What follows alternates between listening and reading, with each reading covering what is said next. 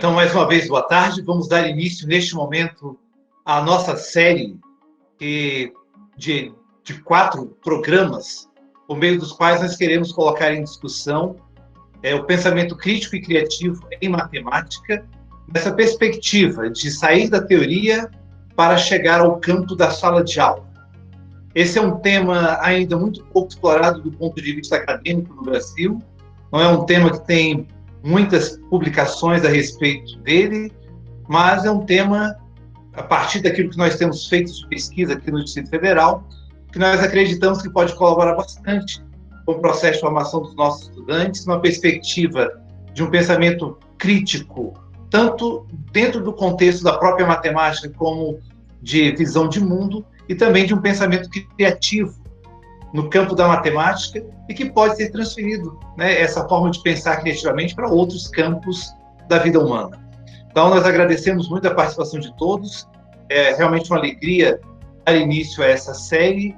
Agradecemos, em especial, a Coordenação de Integração de Licenciaturas da Universidade de Brasília, por meio da sua coordenadora, professora Heloísa Pilati, que tem levado à frente o projeto UNB Mais Escola, um programa voltado à formação continuada de professores, que hoje, para esta série, né, não somente para hoje, mas para os próximos 3 encontros também, essa série está contando com o apoio da Coordenadoria Regional de Ensino de Samambaia, que é uma das cidades do Distrito Federal.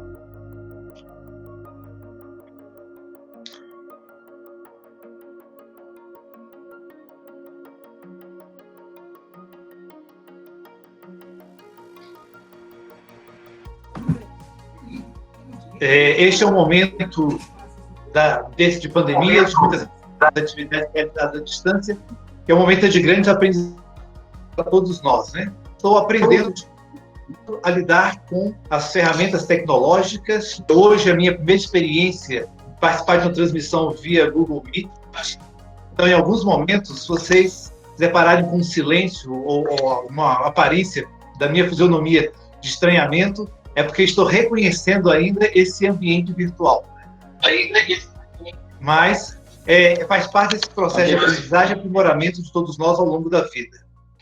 Então, já iremos dar início agora, então, à apresentação.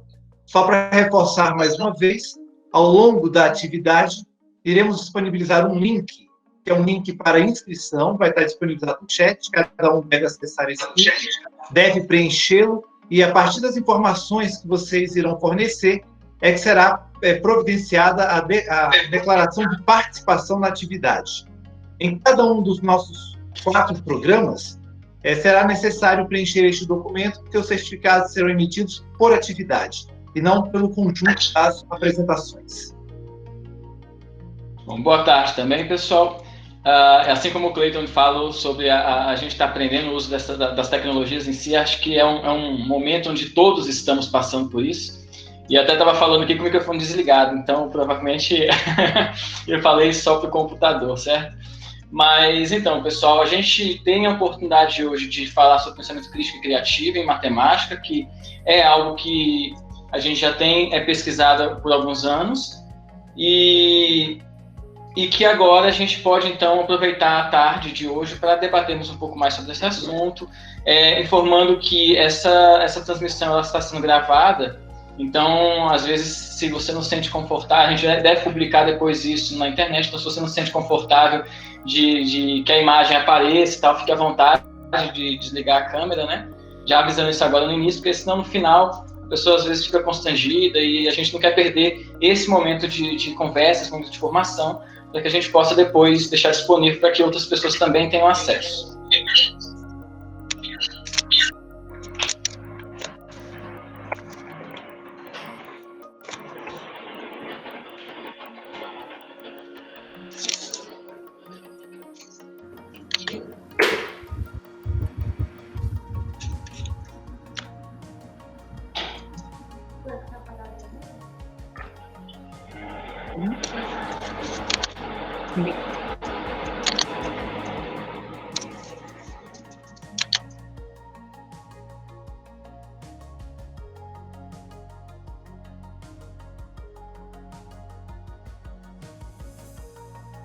Oi, Matheus.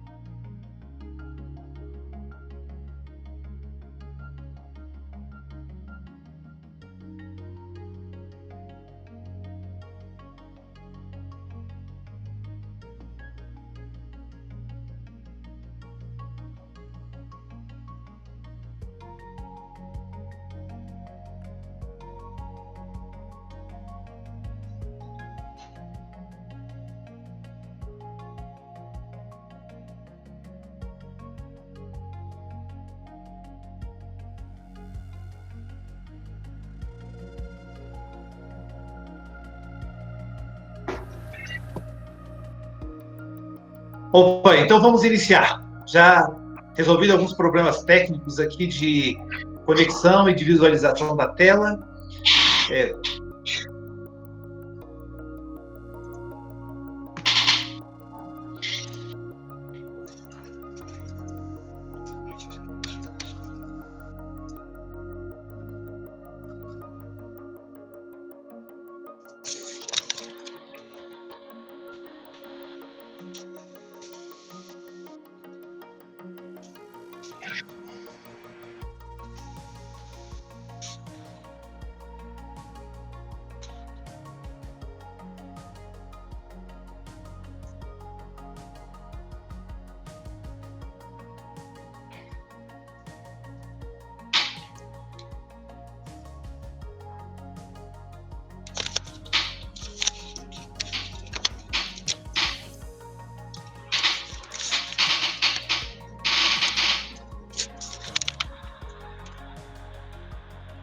Bom, então, já havíamos anunciado, este é o primeiro programa de uma série chamada Colocando em Ação o Pensamento Crítico, Criativo e Matemática, da Teoria à Prática.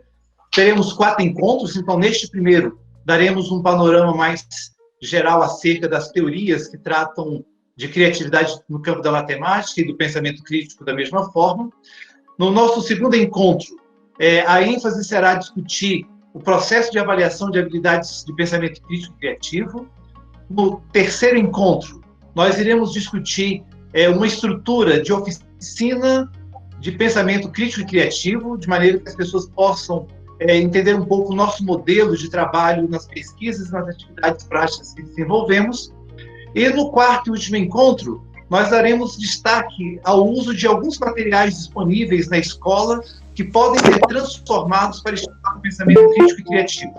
Tentaremos dar, em especial, um destaque para o uso do livro didático, que é um instrumento presente praticamente em todos os espaços, e mostrar como como podemos converter as atividades deste livro para estimular o pensamento crítico e criativo em matemática.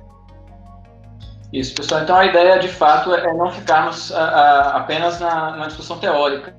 Mas hoje a gente tem uma discussão teórica com alguns exemplos, e na medida que a gente avança nos próximos encontros, a gente também apresenta outras situações, apresenta outros exercícios.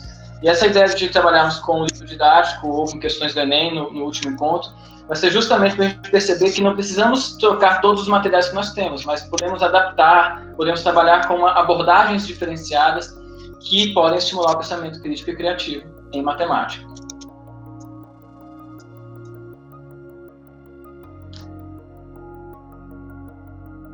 E uma grande pergunta que se faz é: por que falar em pensamento crítico e criativo em matemática, né? Num passado não muito distante, talvez na infância de alguns de nós que estamos hoje reunidos neste espaço para discussão, um desenho que animava, pelo menos animou a minha infância, era o desenho dos Jetsons, que mostrava um mundo futurístico, cheio de tecnologia, de transmissões por antenas dos mais diversos tipos, carros voadores.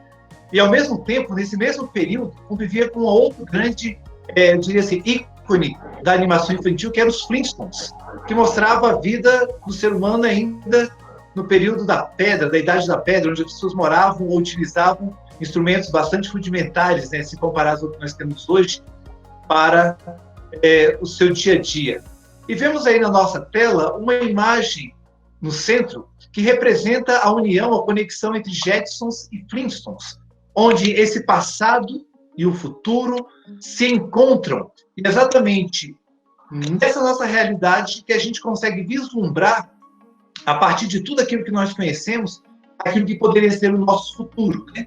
Hoje, estamos acompanhando todos os dias notícias sobre o avanço da ciência e da tecnologia para encontrar uma cura, né, um tratamento, e o que mais desejavam, uma vacina contra o coronavírus, né? Isto é o avanço da tecnologia que é permitido nesse encontro entre a realidade e o desejo de um futuro diferente. Quando nós pensamos, desejamos a partir daquilo que nós precisamos, nós começamos a desenhar, por meio do pensamento, da criatividade, aquilo que nós queremos alcançar. Por isso é importante falar em pensamento crítico e criativo, porque semeando hoje as ideias, que as grandes ideias do futuro irão surgir. Isso, assim como as próprias videochamadas na época dos Jetsons era algo como irreal, né? Era aquela coisa, um sonho tão distante. E, coincidência ou não, hoje, essa fala que nós temos, ela é por uma videochamada e é exatamente parecida com o que o personagem principal dos Jetsons, né, tinha com o chefe e com o restante da família.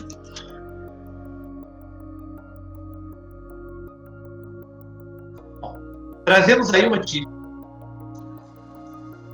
da Mafalda, de um autor argentino.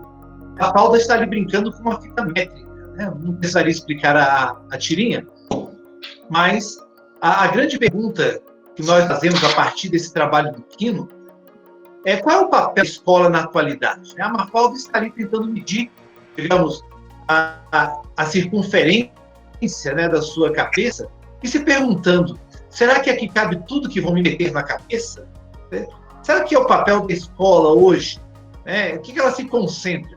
Num volume excessivo de informações ou preparar os estudantes para lidar com o conhecimento disponível, com a informação disponível, saber processar essa informação e utilizá-la de uma maneira apropriada, de uma maneira útil para resolver os problemas, tanto dos problemas que são ligados ao cotidiano, como para projetar soluções para problemas futuros, né? Então, essa brincadeira da Mafalda, ela nos coloca em uma perspectiva de reflexão. Qual é o papel central da escola do ponto de vista dos conhecimentos científicos e também daquilo que são os elementos da cultura?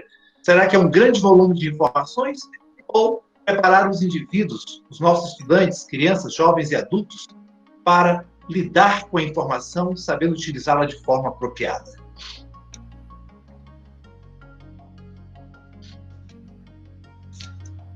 Bom, então a gente avançando, tentando responder essa pergunta, né, por que falar em pensamento crítico e criativo, é muito do que o Cleiton acaba de comentar, quando a gente pensa que não basta termos apenas a informação, não basta irmos colocando conteúdo, jogando conteúdo, se nós não temos o hábito de pensar sobre o que a gente está aprendendo, se a gente não tem a liberdade de propor nossas ideias. Então, quando a gente vai falar de pensamento crítico e criativo, são dois conceitos. Tem a questão de criatividade, tem a questão da criticidade. Então, a gente também tem a criatividade como então, um traço pessoal e social que promoveu e que promove o progresso em diferentes esferas. A gente tem falado de criatividade, aquilo que não é apenas algo que vai servir à evolução da empresa, à evolução da economia, mas aquilo que também vai ajudar a pessoa no seu dia a dia, vai ajudar a pessoa na escola, na faculdade, em outras tarefas que ela queira se engajar. Então, a criatividade como sendo um traço pessoal que pode ser exercido em diferentes contextos.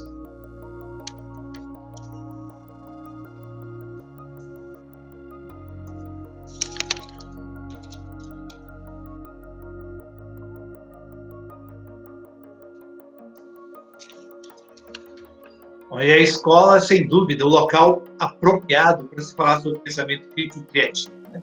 É o local onde os nossos estudantes passam a maior parte do seu tempo diário. e não só do seu tempo diário, mas um tempo significativo do seu tempo de vida.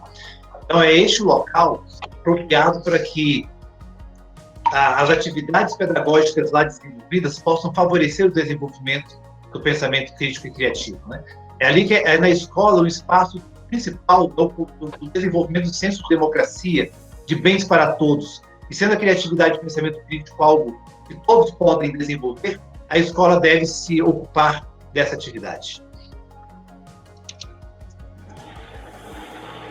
E nós temos uma defesa que vem desde documentos nacionais como documentos internacionais. A gente vai encontrar tanto PCN, BNCC, outros documentos que vão falar da importância da criticidade, da criatividade na sala de aula, enquanto também a gente vai encontrar documentos da OCDE, da Unesco, do Fórum Econômico, diferentes instituições que vão fazer essa defesa. E dentre essas defesas, a gente encontra na literatura um modelo de 6 Cs de uma educação para o futuro.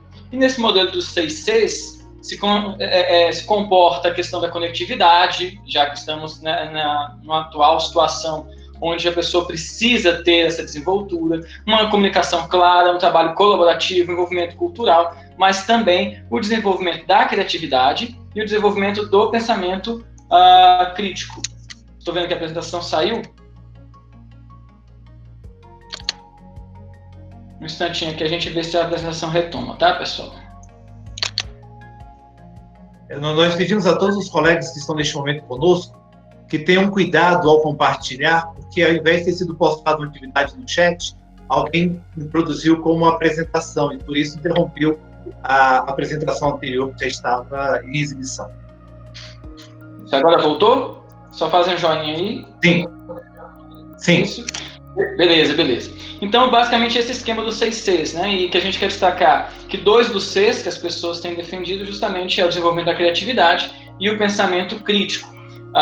E enfatizando isso como sendo capacidades importantes, necessárias para a resolução de problemas e tomadas de decisão nos diferentes contextos que a gente até comentou, né?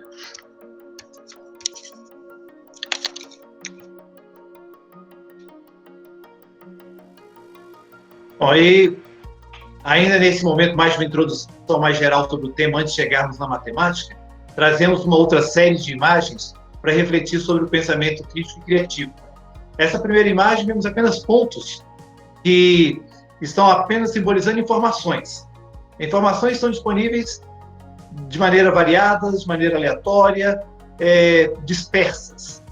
O nosso papel ao desenvolver o pensamento crítico e criativo dos estudantes é um passo seguinte, é pegar esses dados e transformá-los em conhecimento. Ao fazer isso, já conseguimos distinguir elementos, começar a fazer algumas classificações, perceber alguns padrões, e isso é, então, esse primeiro passo de transformar dados em conhecimento para um terceiro passo, que é, por meio daquela nossa experiência, conseguir conectar esses conhecimentos para produzir algo que possa ser útil, algo comunicável, algo que possa ser aplicado. Quando nós conseguimos, então, nesse grau mais alto da experiência de conectar conhecimentos, por meio da nossa criatividade, nós conseguimos transformar isso em algo novo, em algo diferente, em algo que as outras pessoas até então não tinham imaginado ser possível fazer, criar, existir, né? Então, pensar em criatividade e em pensamento crítico é permitir isso, que as pessoas possam transformar dados inicialmente sem nenhum sentido ou significado para elas em uma experiência criadora.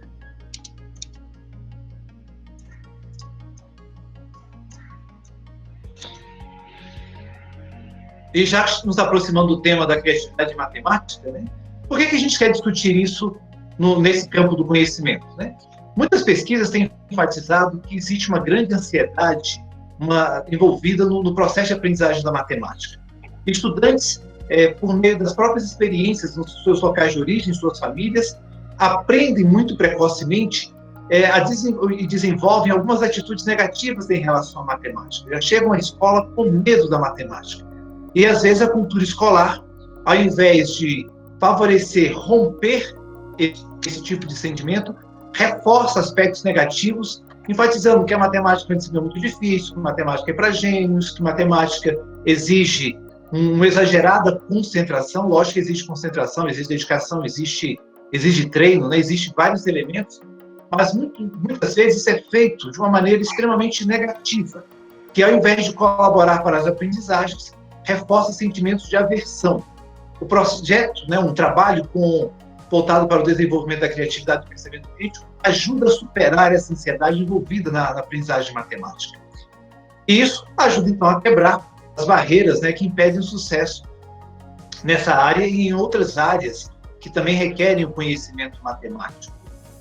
Quando nós trabalhamos numa perspectiva de técnicas de criatividade e modelos de oficinas de criatividade no campo da matemática, nós queremos exatamente romper com o modelo de aula tradicional, por meio do qual apenas o professor expõe o conhecimento e espera que os alunos passivamente o aprendam, né? Nós queremos exatamente romper essa dinâmica a partir de situações, problemas instigadoras que mobilizem um conjunto de habilidades, tanto cognitivas como criativas dos estudantes, para alcançar a sua solução.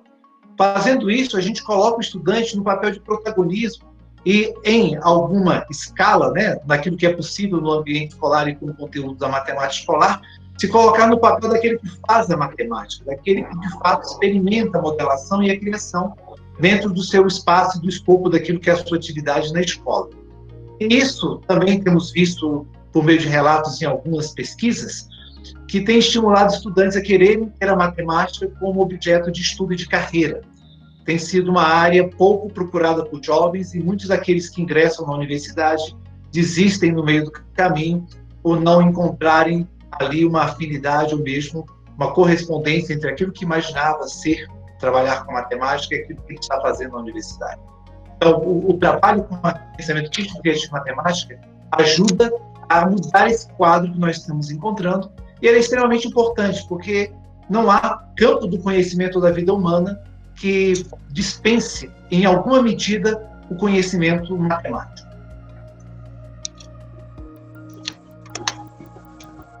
Bom, e a criatividade em matemática, então, a gente pode pesquisar a criatividade matemática sob diferentes óticas, né? Nós temos diferentes campos de investigação. Então, uma das maneiras de enxergar a criatividade como um objeto de investigação é analisar justamente como um recurso metodológico para dinamizar o trabalho da sala de aula. Então, a gente está acostumado com um padrão de aula, com um modelo, mas será que quando a gente está disposto e a gente tem condições de gerar outras atividades, de trabalhar com materiais diferentes, de trabalhar com dinâmicas diferentes, isso é criativo? Talvez isso já pode ser considerado não usual, e com esse não usual a gente pode entender que isso é criativo. Então, pensar na criatividade matemática também como essa perspectiva de olhar o professor e o trabalho que ele exerce em sala de aula. Porque muita gente encontra, e a gente vai encontrar muita defesa nesse sentido, de que a escola, por vezes, vai cercear a criatividade do estudante. Porque, por vezes, o estudante ele até tem mais desenvoltura em propor alguma coisa, mas de acordo com a quantidade de alunos, o tempo que tem que executar aquela aula, o currículo que tem que se, entre aspas, vencer, faz com que o professor acabe engessando a forma de conduzir algumas resoluções. E é nesse aspecto que muitas das vezes a escola sofre essa acusação de cercear a criatividade. Então, propor trabalhos diferentes já é uma das vertentes que a gente pode considerar dentro da criatividade em matemática. A outra parte considerada também é a construção dos materiais didáticos manipuláveis. Afinal de contas, a gente não precisa necessariamente trabalhar apenas com um livro, com um quadro, com um pincel. Agora, uma coisa interessante também para a gente destacar, eu não preciso necessariamente trabalhar com material manipulável, não preciso necessariamente trabalhar com um jogo para que eu consiga oferecer uma aula criativa, né? Porque por muitas vezes algumas pessoas também confundem criatividade, você trabalha com criatividade matemática, então você trabalha com jogos. E olha, há espaço para jogos também, mas a questão é, não precisa necessariamente você estar com o jogo para transformar a sua aula de forma criativa, poder você colocar materiais que são criativos, para você estimular a criatividade, o pensamento criativo do estudante. Verdade. Bom, uma outra situação é mais dito como um resultado do clima de sala de aula. Perceba que o estudante ele vai se permitir criar, se permitir expor ideias na medida que ele se sente num clima favorável a isso, que ele se sente confortável para isso. É como se nós abríssemos aqui agora os microfones de todos e falasse, olha, fale o que é criatividade para você. Certamente alguns já falariam logo, outras pessoas ficariam mais quietas, outras pessoas ficariam observando para depois expor suas respostas. São comportamentos típicos que a gente encontra em sala de aula também.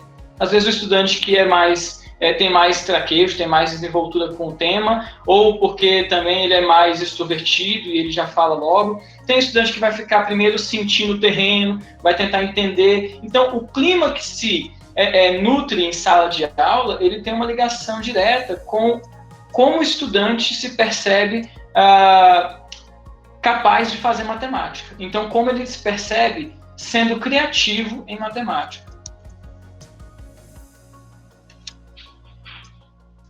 E uma outra situação aí também é como essa construção de modelos simbólicos a partir de situações problema, né?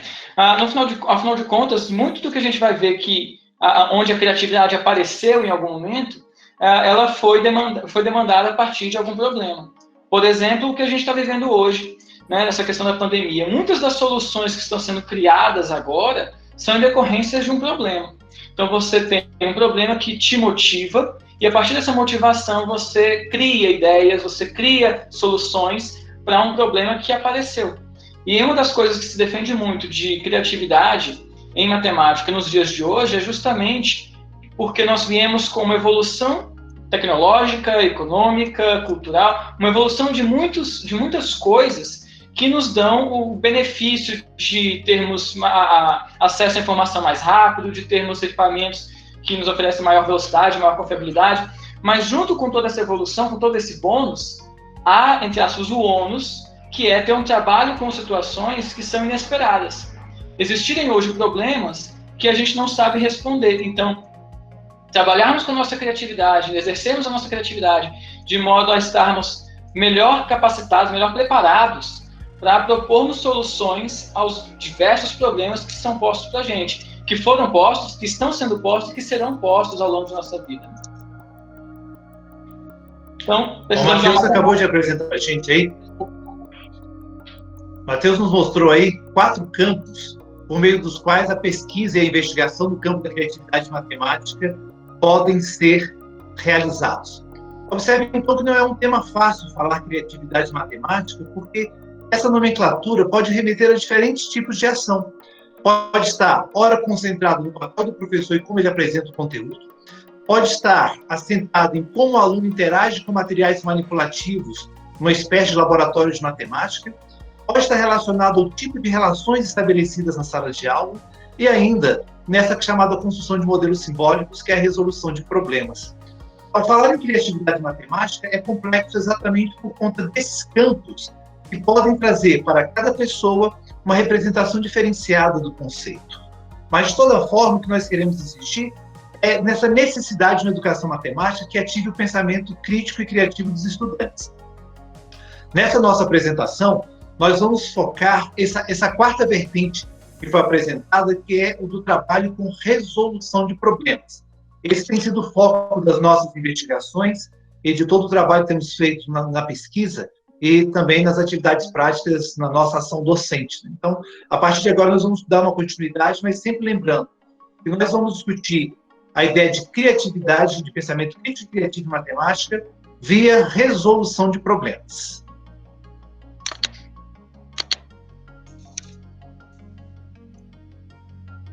E aí, então, para facilitar um pouco mais esse debate e construir uma base onde possamos todos conversar a respeito, é importante que tenhamos um conceito de suporte que nos permita fazer com que todos conversem e entendam aquilo que a gente quer dizer, né?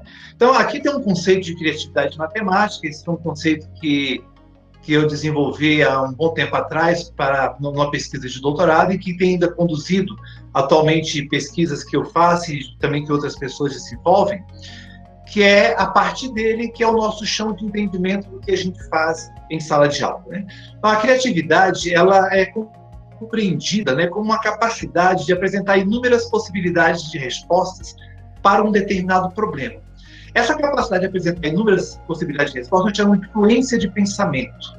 Então, ao trabalhar com resolução de problemas, nós privilegiamos problemas chamados abertos, problemas que permitem mais de um caminho de solução. Por quê? Porque nós queremos que os estudantes desenvolvam a capacidade de resolver o mesmo problema de formas diferentes. Ao fazer isso, ele desenvolve algumas estratégias de pensamento e de conexão entre todo o conhecimento matemático que ele possui, que vai permitir que ele possa, a partir da experiência, começar a apresentar respostas que focalizem aspectos distintos desse problema, né, ou caminhos completamente diferentes uns dos outros para resolver esse problema, que é o que nós chamamos de flexibilidade de pensamento. Muitas pessoas resolvem o mesmo problema por caminhos muito parecidos.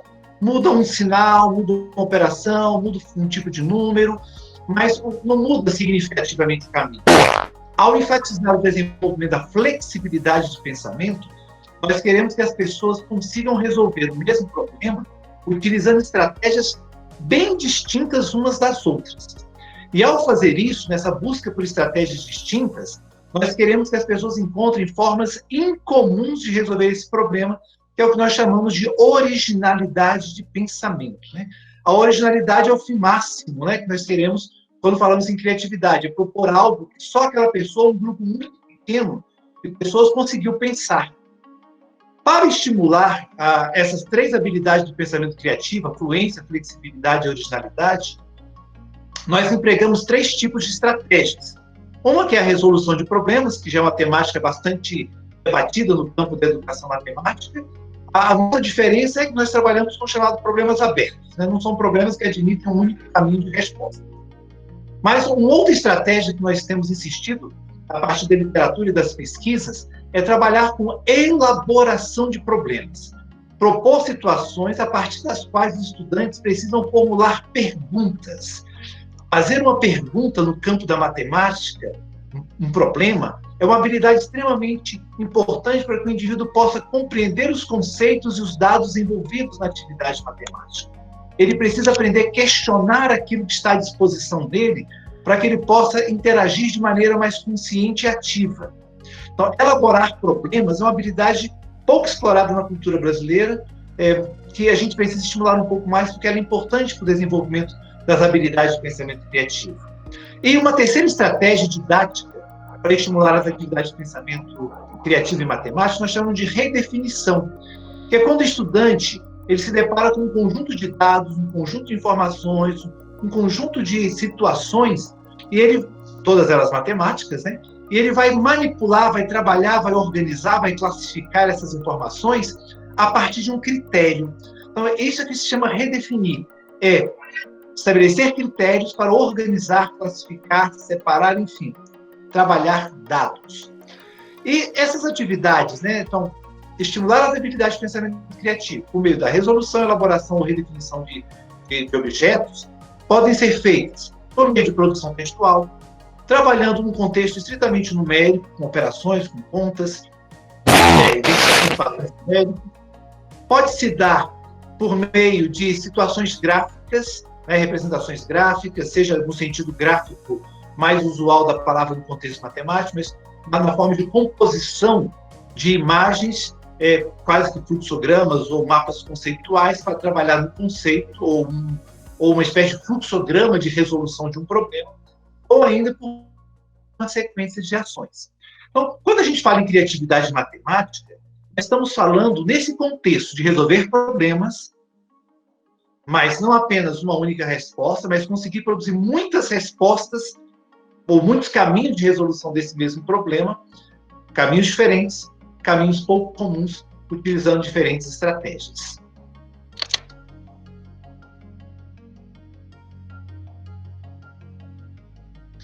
E quando falamos de pensamento crítico em matemática, né, nós estamos falando em uma capacidade que é olhar para a ideia produzida e dar conta de analisar se aquilo que foi feito, se aquilo que foi realizado atende a um comando, atende àquilo que se pede no problema.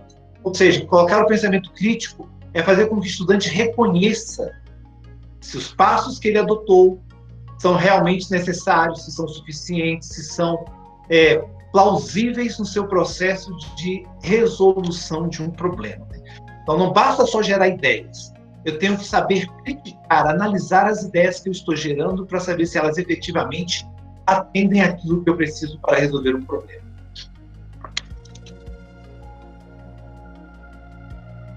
Basicamente, a gente vem numa sequência de ações aí. A gente tem o conhecimento, como o Clayton bem tinha ilustrado na figura anterior, né? A gente tem as informações chegam para a gente começa a ter que conectar essas informações para que se torne conhecimento, que com a experiência a gente possa conectar e transformar no gatinho que estava representado naquela ilustração.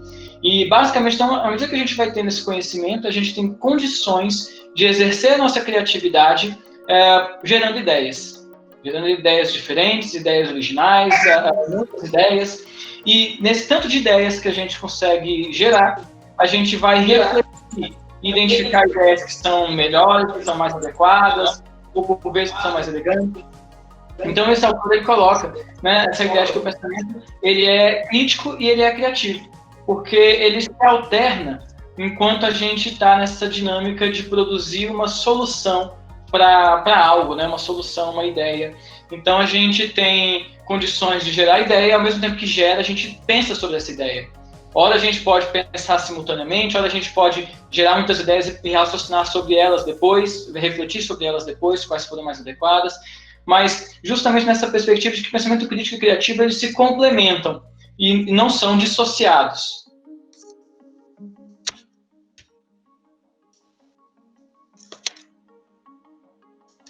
Esse é um conceito que a gente conseguiu publicar, acho que semana passada, em um artigo na revista Ensino em Revista.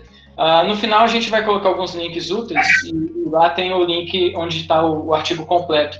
Mas foi justamente com essa construção conceitual, essa junção de conceitos em criatividade e conceito de pensamento crítico, transformando, então, dando origem, então, a um conceito de pensamento crítico e criativo em matemática, como sendo essa ação coordenada de gerar diferentes ideias, e quando se fala de diferentes ideias, considera tudo que o Clayton falou no sentido de ser muitas ideias, como fluência, ideias que são de diferentes categorias, como a flexibilidade, ideias que são úteis para tomadas de decisão, que são úteis para a solução de determinados problemas. E no ato de analisar essas ideias, então, esse conjunto de criar e de refletir, de criar e de interpretar aquilo que está sendo gerado, como sendo esse pensamento crítico e criativo em matemática. Então, basicamente, essa questão de você adotar diferentes estratégias para encontrar uma resposta, ou de utilizar ou de encontrar diferentes respostas, mas refletir sobre quais são as mais adequadas.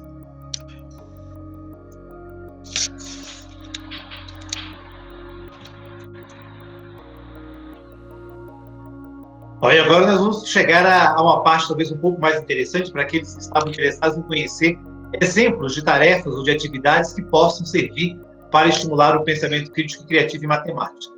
Já havia mencionado anteriormente, a temática, trabalhamos com 3 tipos de estratégias: resolução de problemas, formulação de problemas e redefinição. E vamos ver um exemplo, pelo menos um exemplo de cada um desses tipos de atividades, para que a gente possa ilustrar tanto o conceito que nós estamos desenvolvendo e como operacionalizar em sala de aula.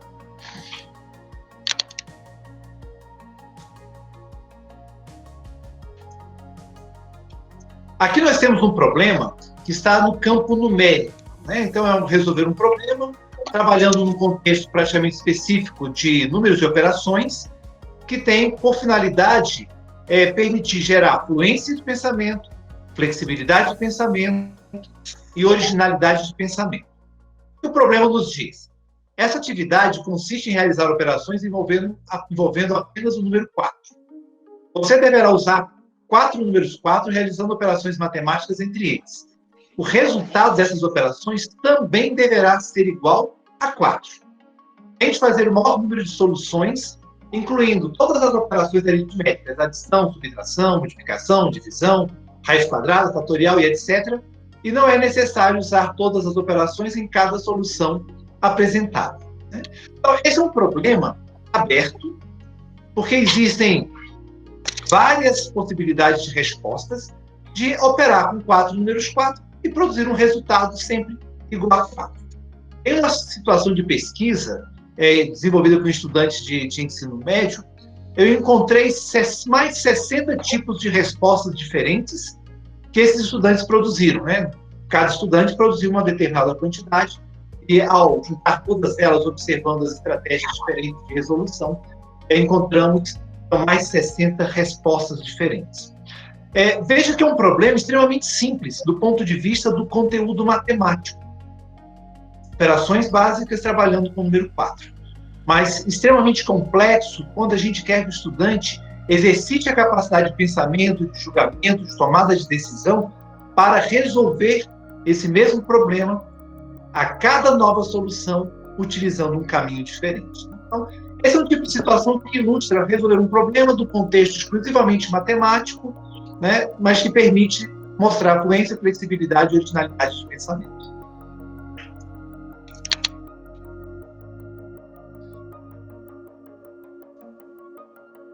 Uma outra situação de resolução de problemas, agora não mais puramente num contexto exclusivamente numérico, mas que envolve outras habilidades e outros conhecimentos, trabalhando então a proposição para os estudantes que é: se você pudesse soltar a pele do seu corpo e espalhá-la no chão, quantos metros quadrados ela cobriria? Este é um problema que foi divulgado em coleções de formação de professores, como Gestar. Ele também está presente em alguns materiais produzidos para o trabalho com o OBMAP e também no âmbito do PIPIT e de outros programas envolvidos da formação de professores. Mas o que é que nós queremos chamar a atenção quando você coloca um problema desse para os estudantes? É que não há um único caminho que possa chegar à solução. Os estudantes podem criar diversas possibilidades para, digamos assim, modelar uma situação que responda a esse problema, que é tentar descobrir quantos metros quadrados a pele do corpo cobriria, né? Então, nesse sentido, a gente pede que os estudantes registrem todas as possíveis respostas que eles puderem formular, para que depois, colocando em operação o pensamento crítico, né, eles possam eleger a estratégia que eles acreditam ser a mais eficiente, a melhor, a que vai produzir o melhor resultado para resolver este problema. Então, veja que já transitamos aí de um exemplo de um problema no âmbito estritamente numérico para um outro problema que já entre elementos que podem ser contextualizados juntamente com o ensino de ciências, com outras áreas do conhecimento, em que o estudante pode explorar diferentes perspectivas do conhecimento matemático para resolvê-lo. Agora, ainda mudando de estratégias, né? Demos 2 exemplos sobre resolução de problemas, vamos a exemplos de elaboração de problemas. Temos aí um texto, né, um conjunto de informações, nesse caso, dizendo, né, André e Bárbara trabalham vendendo assinaturas de jornal. André recebe salário fixo de R$ 750, mais uma comissão de R$ 2,50 por assinatura vendida. Bárbara, por sua vez, recebe um salário fixo de R$ 1.000 e uma comissão de 50 centavos por assinatura vendida. Considerando essas informações, nós queremos que os estudantes possam elaborar tantos problemas quanto eles conseguirem, utilizando esses dados para serem respondidos por ele ou por outros estudantes. Enfim, é a capacidade de elaborar perguntas para resolver este problema. Neste caso, as informações estão explícitas, um conjunto de informações explícitas no texto. E nós queremos que os estudantes, no primeiro momento, observem essas informações e explorem essas informações.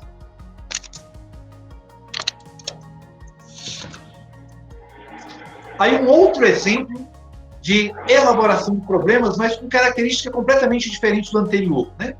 Neste exemplo, está lá dito, com o objetivo de determinar a massa da água que está dentro do coxo, mostrado na figura abaixo, liste o maior número possível de outros problemas que devem ser resolvidos antes da obtenção de uma resposta final.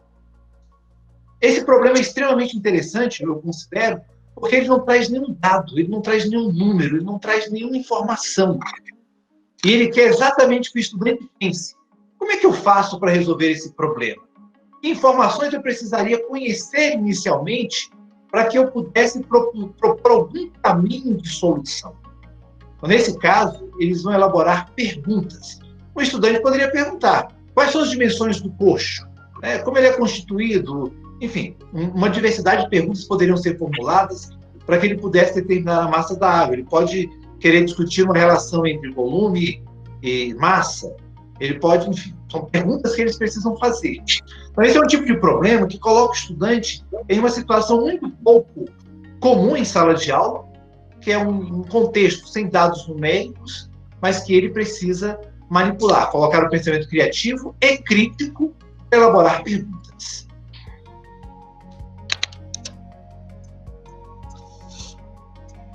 E a terceira estratégia, nós chamamos de redefinição. Também teremos, se eu não me engano, aí 2 ou 3 exemplos para discutir essa estratégia. Nesse caso, temos novamente uma situação descrita. O exemplo diz: considere os números inteiros de 2 a 16, inclusive o 2 e o 16, e escreva os diversos subconjuntos que você puder formar envolvendo estes números, indicando a regra para a formação de cada um deles. Isto é, indicando as características que os números possuem e que fazem com que possam estar em um mesmo subconjunto. Neste caso, por que se trata de redefinição?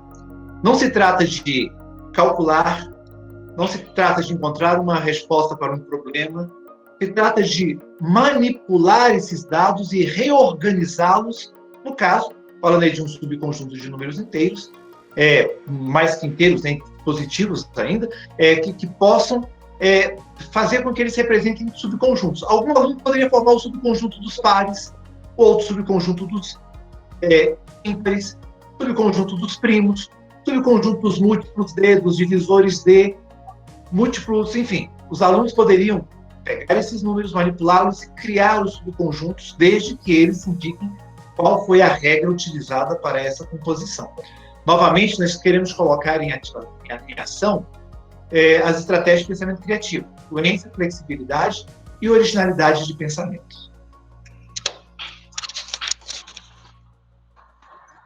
Um outro exemplo, nós havíamos dito inicialmente que as estratégias que envolvem o conceito de criatividade poderia ser trabalhar com texto, números, elementos gráficos ou, enfim, uma diversidade de formas, né? Esse problema de redefinição, ele pede para que os estudantes se concentrem nas imagens aí de algumas figuras geométricas, temos aí figuras planas, figuras espaciais, e eles devem observar bem as características da figura que está marcada com a letra B, e vão também tentar compor subconjuntos envolvendo essas figuras, sendo que a figura B deve fazer parte de todos esses subconjuntos.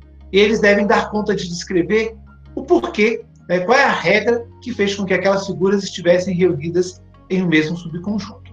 Para isso, eles precisam dominar um vocabulário e conhecer muito adequadamente, né, sobre figuras geométricas, planas e espaciais, para que eles possam fazer esses agrupamentos.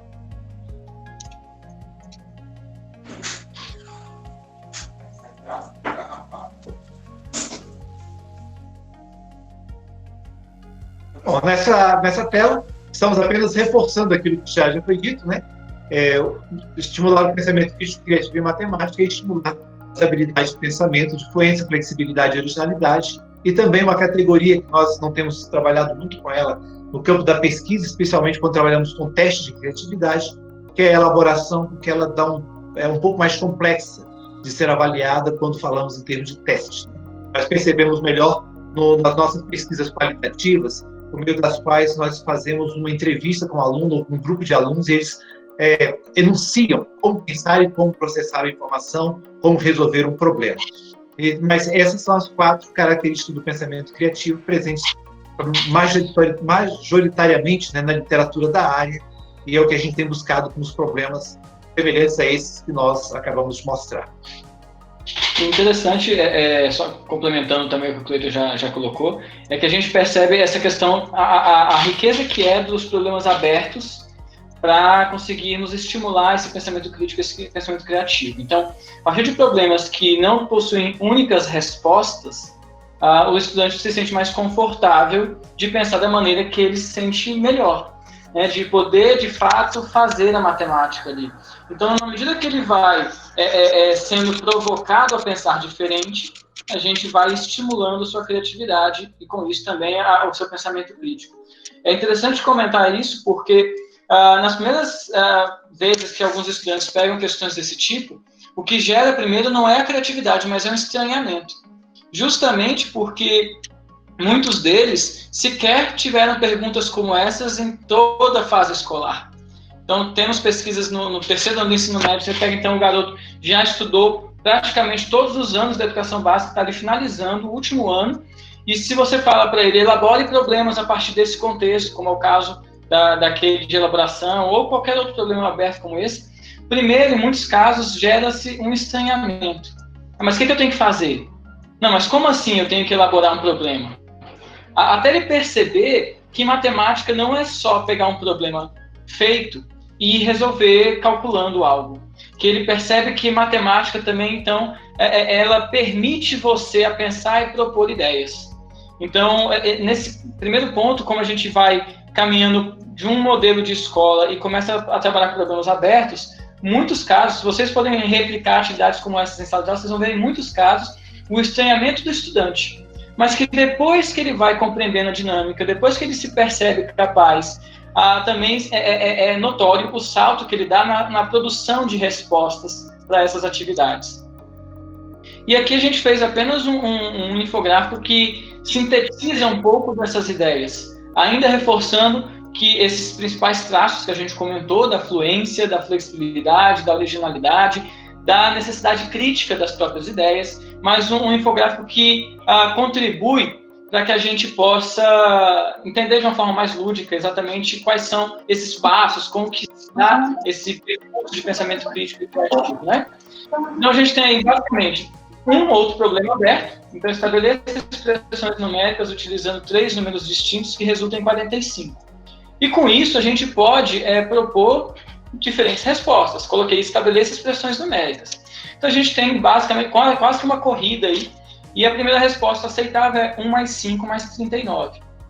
É uma resposta válida?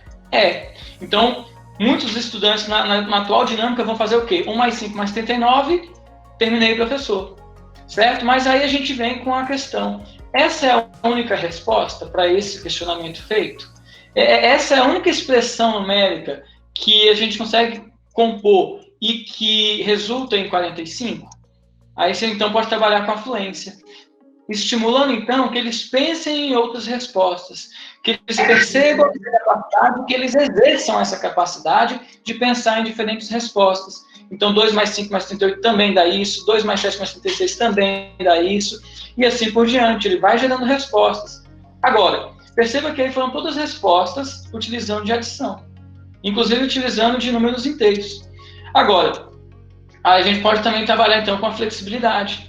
Vindo com o questionamento de a gente não consegue trabalhar, não consegue propor respostas que utilizem de números de outros conjuntos numéricos, ou de repente utilizando outras operações que não só a adição, e aí nisso a gente vai estimulando a produzir respostas diferentes, como essas. Então, na primeira oportunidade, muitas vezes não se aparece respostas com divisão, com multiplicação, com subtração. É quando você provoca mais, é quando você, ei, vamos lá, a gente consegue pensar mais, porque é muito cômodo. Se você me coloca uma regra de pensar em expressões numéricas que gerem 45, é muito cômodo eu pensar nos números inteiros ali com adição. E eu, na verdade, vou pensar em outras operações, em outros números, na medida que eu sou estimulado a isso. A motivação ela é importante também para a criatividade. E além de você gerar outras tantas respostas como essas, você ainda pode querer estimular no estudante a originalidade. E o que é a originalidade? Ela tem a ver com a infrequência. O que o Cleiton mencionou mais cedo também sobre a questão da ideia ser não usual, que a gente já traz lá no conceito de criatividade. Então, é claro que a originalidade ela é relativa. Você vai ter, pela teoria, diferentes graus de originalidade. A gente pode até pensar se perguntasse aqui quem se considera criativo, às vezes algumas pessoas também refletem um pouco antes de responder, porque pensam, não, eu nunca fiz uma coisa de destaque mundial, certo? Então, você tem como falar que Mozart era criativo, tem como você falar que Van Gogh era criativo, tem como você falar de grandes nomes que foram criativos, mas não, a criatividade ela não vai apenas para as pessoas que ganharam destaque mundial. Então, a gente tem diferentes graus de originalidade, inclusive uma originalidade que ela é também percebida no próprio grupo que o aluno está inserido. Então, na própria turma escolar. Então, quando você tem um determinado grupo que responde apenas com adição e subtração de números inteiros ali, e você tem um estudante ou poucos estudantes que respondem utilizando raiz quadrada, decimal, multiplicação e adição, usando 2 operadores diferentes na mesma resposta, você passa a ter, então, um quê de infrequente. E quando a gente analisa essa infrequência, a gente vai considerar que esse estudante ele é original no grau que ele está, no grupo que ele está inserido. Tá? E, junto com todas essas ideias que a gente mencionou, lembrando que, como falado no início, a ideia não é que seja algo linear, né? Eu não tenho as ideias todas para depois pensar sobre essas ideias. Aqui, para fins didáticos, né, a gente gerou todas as ideias ali pensando em influência, flexibilidade e originalidade, e aqui a gente está entrando numa parte final que seria de reflexão, que seria o pensamento crítico agindo, né? Na medida que eu vou analisar, eu vou questionar, eu vou interpretar, antes de chegar no final ali dessa minha linha de raciocínio. Mas lembrando que o ato de analisar, questionar, interpretar, ele pode ser, assim como o Lippmann tinha colocado naquela parte que a gente mencionou também, esse pensamento crítico e criativo, eles podem dialogar, eles podem acontecer simultaneamente, eles podem se alternar. Então, eles não precisam necessariamente ser seguidos, como está representado aqui, mas é a ideia de falar que nós temos fases, onde nós geramos ideias diferentes, ideias originais, e essas ideias, elas entram numa interpretação, numa análise que é nossa também, onde a gente julga a nossa própria produção. E com isso, chegamos então naquilo que a gente defende como esse pensamento crítico e criativo em matemática. Então, tendo essa associação entre a capacidade de gerar ideias e de refletir sobre essas ideias. Aqui é um exercício também interessante e que ele, a princípio, tem mais de pensamento crítico do que criativo, mas também existem os dois pensamentos aí presentes. Quando a gente coloca um problema que aparentemente ele é trivial, a gente leva um problema desse e não precisa ser. Isso é um problema interessante, pode ser levado para diferentes níveis. Pode levar para a criança, para o adolescente, para o adulto. Eu acho que teve um problema na transmissão. Está ok, Matheus. Está ok. Pode continuar. Tá ok? Tá. Continuo vendo a sua tela. Ok. Bom, então a gente tem a pergunta, o que você prefere, carregar 30 toalhas ou 80 barras de sabão? Essas 30 toalhas ou 80 barras de sabão, você pode responder de imediato. Eu prefiro carregar... acho que a tela caiu mesmo, né? Alguém compartilhou outra tela. Eu vou tentar fazer a transmissão por cima aqui.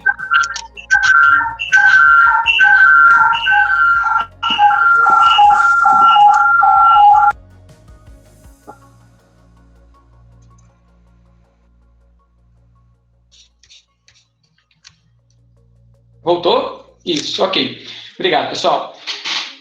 Então, a pergunta é, o que você prefere, carregar 30 toalhas ou 80 barras de sabão? E muitas pessoas podem responder de imediato. Eu vou carregar toalha. Não, eu vou carregar sabão. Aqui nós colocamos ainda as figuras, né? Mas por vezes você não coloca figura e a pessoa também sequer é induzida a qual é o tamanho do sabão. Mas percebe que é uma pergunta aparentemente simples, mas que a gente pode ter o hábito de se questionar sobre quais são as variáveis que estão envolvidas numa questão como essa. Então, quando eu falo carregar 30 toalhas e 80 barras de sabão, eu poderia pensar primeiro qual é o estado dessas toalhas e dessas barras de sabão? Estão molhadas? Carregar o sabão molhado seria mais fácil ou mais difícil? Carregar a toalha encharcada seria mais fácil ou mais difícil? Eu tenho algum recurso para carregar isso? Uma bolsa, um carrinho, uma sacola? De fato, qual é o tamanho do sabão? Estou falando de um sabão em barra, desses que a gente utiliza em tanque de lavar roupa, estou falando de um sabão menorzinho, maior, qual é o tamanho? Que tipo de toalha também eu estou dizendo? Banho, uma toalha de rosto, uma toalha dessas pequenas as pessoas usam para lanchar. Então, percebe que existem tantas variáveis presentes num item simples e aparentemente trivial como esse. Então, a ideia é que, às vezes, situações como essa não é que vão fazer com que o estudante se desperte como o melhor matemático de todos, mas perguntas como essa que estimulam ao sujeito ter o hábito de se questionar, ter o hábito de analisar com calma, com paciência, de ser crítico naquilo que ele tem que analisar antes de mobilizar seus conhecimentos e propor respostas.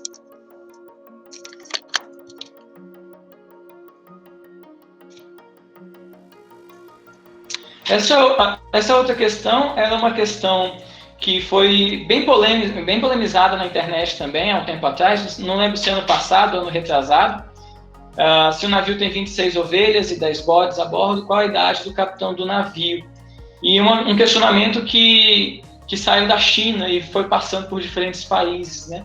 Justamente porque as pessoas falavam, olha, não tem resposta. Não tem resposta. E aí a questão é, por vezes, não tem uma resposta que você espera gerar na forma tradicional de fazer matemática. E aí o que muitas pessoas acabam fazendo é combinando os números que estão no comando da questão. Então a gente vai ter a maior parte das pessoas respondendo com 36 e com 16, considerando 26 mais 10 e 26 menos 10. Eu ainda tenho um palpite de que algumas pessoas devem ter feito com multiplicação e com divisão, mas como os números também ficariam muito baixos, aí devem ter descartado. Então a gente teria basicamente esses dois números que foram aparecendo, e outras pessoas foram falando, não, esse problema não tem solução, esse problema é impossível. E depois de muita polêmica que foi criado nisso, entra-se em discussão os professores da escola no qual essa atividade tinha sido aplicada, e que falavam que justamente a ideia era trabalhar o pensamento crítico dos estudantes. E nesse problema, o que era mais válido não era a resposta em si, porque as respostas iriam variar, mas era a argumentação criada para se propor essas respostas. Se é sem solução por quê? Se você não sabe a solução, mas consegue colocar um intervalo de idade, esse intervalo por quê? Né? Explique o seu raciocínio, explique o seu pensamento. Então, o ato de pensar nesse problema, não apenas como a combinação de números, mas pensar o que faz parte desse contexto, desse problema que você considera para propor suas respostas. E depois que muito esse problema migrou de nação para nação aí pela internet, algumas pessoas foram propondo diferentes soluções nos chats, nos comentários de postagem, até que alguém comentou dessa maneira. O peso total de 26 ovelhas e 10 cabras é de 7.700 quilos, com base no peso médio de cada animal. Aí, na China, que era o lugar inicial da questão, para conduzir um navio com mais de 5.000 quilos é preciso ter uma licença de barco há 5 anos. A idade mínima para conseguir uma licença é de 23. Então, 23 mais 5 anos de experiência, 28 anos. Então, ele propôs aí como resposta 28 anos e teve toda uma atividade de pesquisa para se propor essa resposta. Assim como ele também poderia falar e responder com um intervalo. Olha, como ele respondeu, na verdade, é de pelo menos 28 anos, porque você tem uma idade mínima e a idade máxima não coloca. Ele poderia ainda pesquisar se, de repente, há uma idade máxima onde o capitão não pode mais comandar o navio. E poderia falar, então, olha, está de 28 até tantos anos, até tal idade.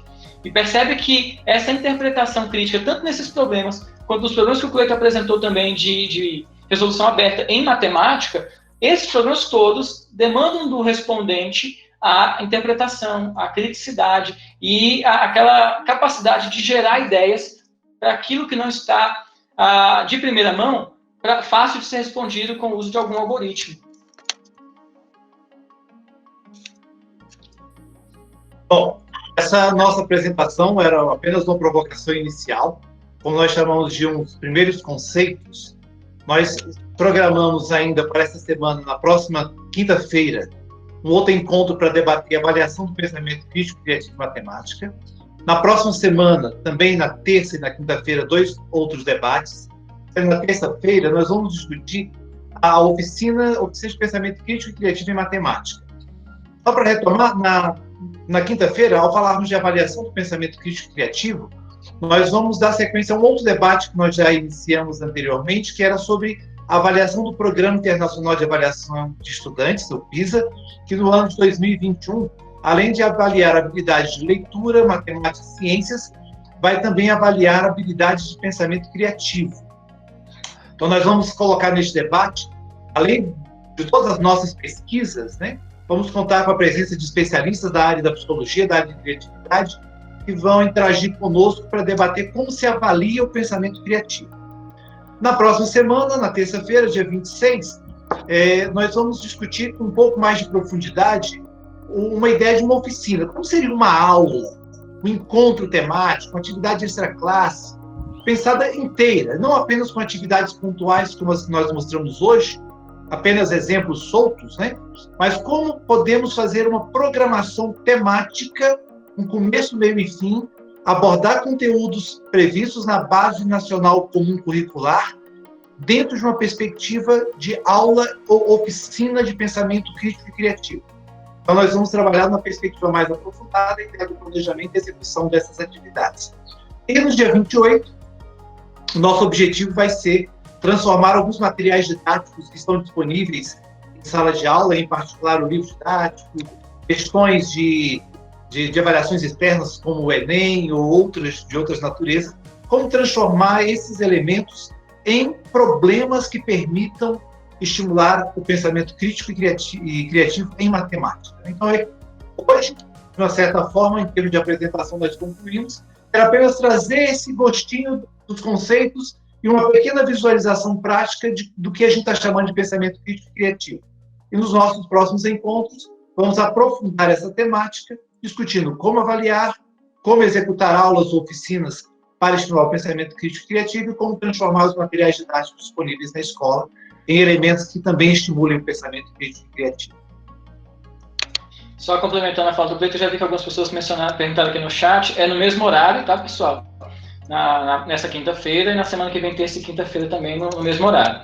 O link vai ser divulgado pelos mesmos canais que talvez vocês tenham tido acesso, redes sociais, no site da Biblioteca Virtual, tá bom? Vai ser dar outro link, né, na reunião já de quinta-feira. Essa apresentação de hoje vai ficar gravada para a gente, ter acesso desde o começo, no outro tempo? Sim, a apresentação está sendo gravada, depois ela será disponibilizada no portal UNB Mais Escola, que é da Universidade de Brasília, para poder ficar permanentemente à disposição das pessoas.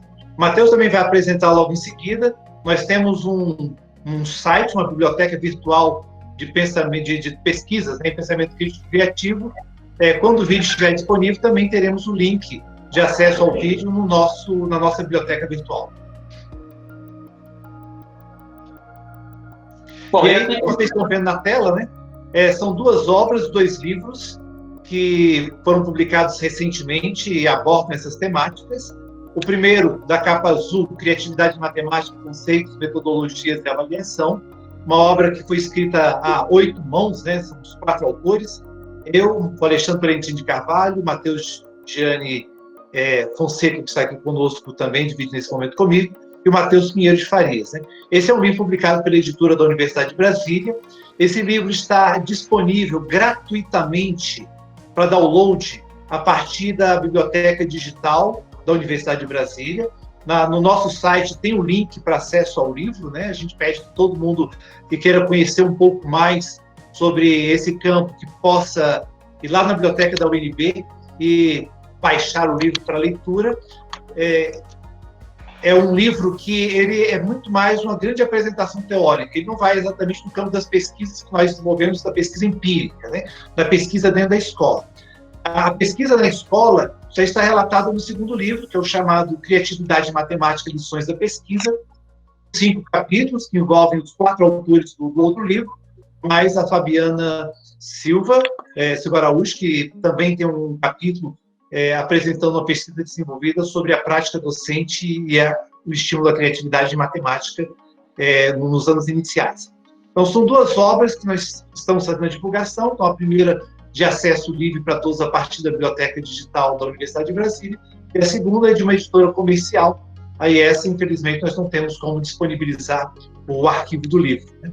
Mas são convites à leitura e pouco do que nós vamos discutir nos nossos próximos 3 encontros também estão refletidos nessas obras, mas sempre com alguma novidade que a gente quer que todo mundo, assim como nós, né, passe a gostar do tema e o coloque em prática nas suas salas de aula, como também nas suas atividades de pesquisa. Estou colocando aqui no chat, nesse instante, o link do primeiro livro, né, que é o livro que está gratuito no site da Biblioteca da Universidade de Brasília, tá? Mas esses QR Codes também levam para esses links. E o segundo objeto de divulgação aqui, o terceiro, né, foram os 2 livros, e o outro é essa biblioteca virtual de pesquisa em pensamento crítico e criativo. O link também pode ser obtido nesse QR Code, ou vou colocar aqui agora também no chat, tá? E nessa biblioteca virtual, a gente tem aí diferentes produções na área de pensamento crítico e criativo. Não só nossas, produções que foram coletadas do mundo inteiro e que ainda estão sendo coletadas. Esse site está sendo alimentado aí semanalmente. Possui vídeos, possui textos, possui links também dos principais eventos e de atividades interessantes. E, inclusive, lá tem a divulgação dessas nossas oficinas, né, desses nossos encontros, e que você vai poder acessar por lá mesmo o encontro de quinta-feira e da semana que vem também de terça e quinta, ok? Também tem um espaço onde a gente pode fazer um cadastro, porque na medida que o site sofre atualizações com novos materiais, a gente dispara um e-mail para quem tiver cadastrado, para que vocês possam ir lá e consultar os novos materiais. Como o Cleiton mencionou também, esse vídeo de hoje vai para a biblioteca assim que a gravação estiver disponível, tá bom? Só acrescentando sobre o vídeo, ele estará disponível no canal UNB Mais Educação no YouTube. Então, todos que quiserem depois assistir, lá no YouTube estará disponível no canal UNB Mais Educação. E acho que agora a gente finaliza por hoje em termos de exposição, mas pelo que eu fui olhando aqui no chat, acho que tem algumas perguntas, né, que a gente pode ter ainda um período aqui agora para responder, para a gente conversar mais, né? Vou tirar aqui a apresentação agora e a gente fica mais à vontade para ir conversando sobre o tema, né?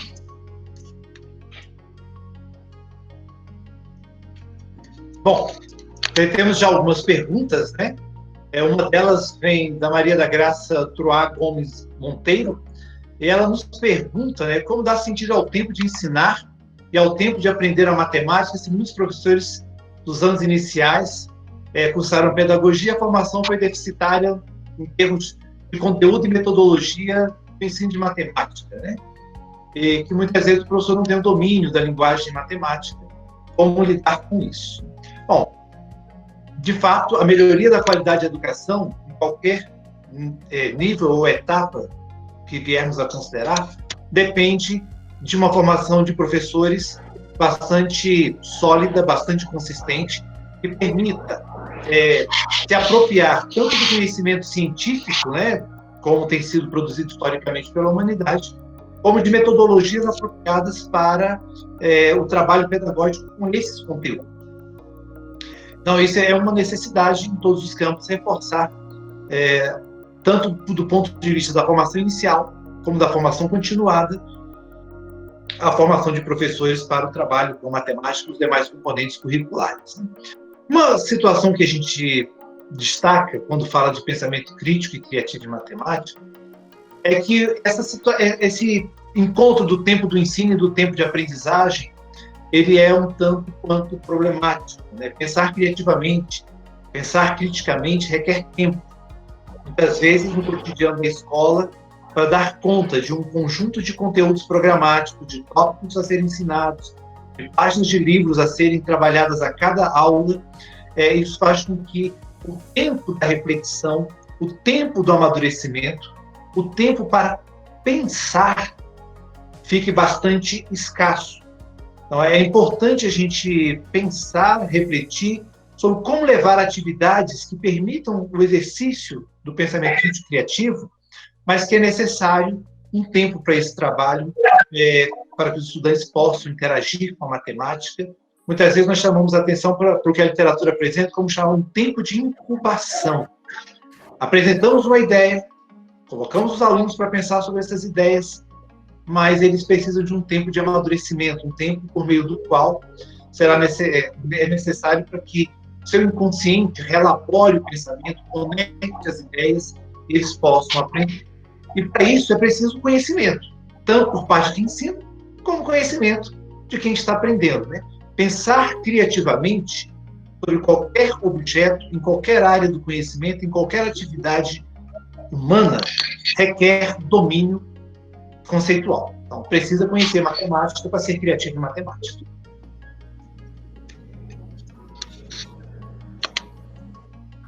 Uma outra pergunta que chegou aqui para nós veio da Renata Glória, e ela pergunta: que concepções está por trás de avaliar a capacidade do aluno na resolução de problemas?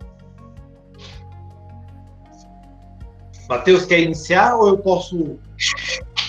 Posso falar. É interessante, inclusive, a gente pensar também, antes de ir direto para essa pergunta, sobre qual é o interesse também em tentarmos estimular a criatividade também do estudante, né? Por que a gente espera que o estudante, por que esperamos que as pessoas sejam mais criativas? Para que elas possam propor mais ideias, que elas possam ter uma desenvoltura maior para solucionar problemas. E o que se espera quando o sujeito está diante de um problema? O que é um problema, no final das contas? Porque, às vezes, um exercício pode se configurar num problema, dependendo do estudante, dependendo da pessoa. Então, o problema é aquilo que a pessoa, o indivíduo, não consegue responder de imediato. Para ele, naquele momento, se configura um problema. E a partir desse problema, o que ele faz para resolver é mobilizar os seus conhecimentos, é tentar conectar fragmentos, ou tentar conectar outras experiências que ele já teve, é tentar lembrar atividades que ele tenha feito que foram semelhantes. Então, resolver problemas percorre aí uma série de coisas, né? Uma série de situações, porque então envolve desde as experiências anteriores como os conhecimentos que estão sendo desenvolvidos naquele momento. Então, por muitas vezes, a gente está em sala de aula, por exemplo, tem um exercício que você fica tentando lembrar como o professor respondeu naquela determinada aula. Só que existem outras formas também de resolver aquele exercício, mas como naquele momento está se estudando um tipo, por muitas vezes a gente acaba pegando aquele tipo, tentando procurar fazer daquela forma, sendo que nós temos experiências anteriores, nós temos outros conhecimentos. Então, quando se fala muito em resolução de problemas, acho que o que é muito importante é percebermos que envolve uma capacidade que é de combinar coisas, de combinar aquilo que já se conhece, de combinar experiências, de combinar aquilo que você pode conhecer, inclusive percebendo, depois de um certo nível, percebendo que a gente também tem condições de descobrir aquilo que temos que estudar para resolver aquele problema. Então, por vezes, nós temos problemas que não, com o que eu sei hoje, eu não dou conta de responder, mas eu consigo, pelo menos, entender que tem a ver com alguma outra situação e eu posso conduzir melhor o caminho, indo buscar em livros específicos, né, buscar na internet, em canais específicos. Então, a gente fala da resolução de problemas, inclusive tem essa questão da autonomia. A gente consegue, então, estimular diferentes coisas, inclusive essa capacidade de ser propositivo, de ir atrás de situações, de materiais, de pessoas que podem colaborar com isso.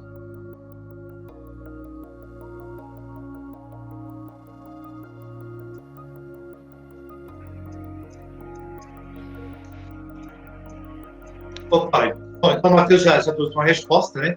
E em relação a essa questão, só para fazer um complemento sobre como o que significaria, né, ou que concepção está por trás de avaliar a capacidade do aluno na resolução de problemas, nós trabalhamos com teorias, né, que trabalham do ponto de vista cognitivo, né, o uso de processos metacognitivos, processos autorregulatórios, que o estudante utiliza para analisar seu próprio desempenho, e também as teorias de criatividade. Como nós dissemos, há um critério formulado, não apenas por nós, mas compartilhado por nós e adaptado aos nossos propósitos, que são técnicas ou estratégias de se analisar a fluência, flexibilidade e originalidade de pensamento.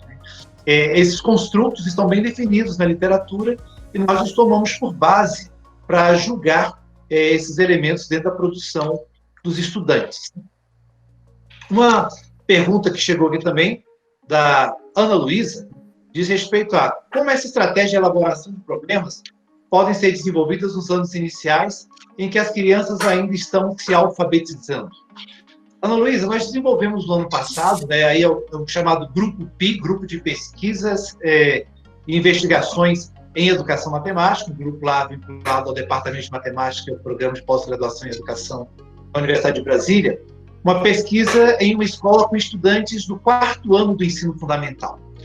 Trabalhamos com 2 turmas durante cerca de 2 a 3 meses, com encontros semanais, que é a ideia das oficinas de pensamento crítico criativo, e nós desenvolvemos com as crianças atividades extremamente ricas, por meio das quais elas aprenderam a elaborar problemas. Uma delas envolve o campo do tratamento da informação, a área da estatística, e a partir de uma composição de gráficos, feito pelas crianças, a partir das preferências que elas tinham sobre um assunto que estava sendo investigado durante a oficina, nós as estimulamos a elaborar problemas. No primeiro momento, nós dividimos essa situação para análise em dois grandes momentos, um sem intervenção e outro com intervenção.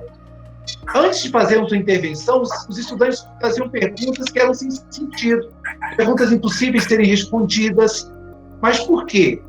Pela falta de hábito. Essa é a nossa interpretação, de que eles, por falta de costume em elaborar perguntas, não estavam sabendo fazer perguntas. Nós não apresentamos nenhuma pergunta para eles, nós apenas fizemos a intervenção problematizando os problemas que eles redigiram. E eles perceberam que aquilo que eles haviam registrado não fazia sentido.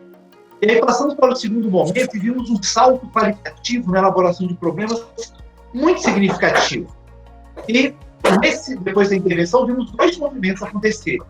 Estudantes que elaboraram perguntas adequadas, perguntas pertinentes, perguntas cujas respostas poderiam ser obtidas a partir do gráfico composto durante a oficina, e estudantes que deram um salto, eles conseguiram trazer elementos imaginativos para dentro do contexto da sala de aula, coisas que não existiam ali no que foi trabalhado, personagens e outras situações, para elaborar problemas igualmente possíveis de serem resolvidos a partir das informações. Então, o que nós temos percebido na pesquisa é de que os estudantes, mesmo nos anos iniciais do ensino fundamental, se estimulados, eles produzem criativamente no campo de elaboração de problemas, e problemas apropriados do ponto de vista matemático, que tem possibilidade de resposta.